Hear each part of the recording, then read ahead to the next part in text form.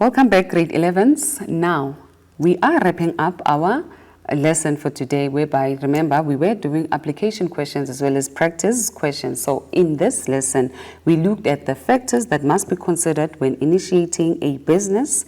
We also looked at aspects that must be considered before start up.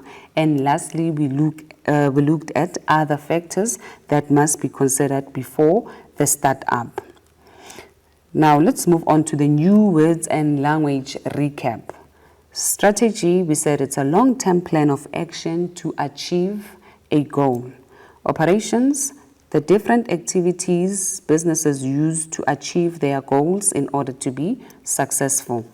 Productivity, the effectiveness of production in terms of the rate of output per unit of input. Cost saving, the plans made by the business to cut on the cost or expenses of the business. Now, let's look at the common errors recap.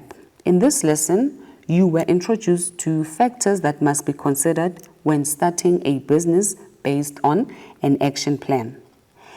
You must be able to outline factors that must be considered before starting up a business and discuss factors to consider when initiating a business venture. You must also be able to recommend other factors that must be considered before starting up a business. Now, let's look at the challenge. This is the challenge. I'm challenging you to answer this question. Advise businesses on the aspects that must be considered when initiating a business.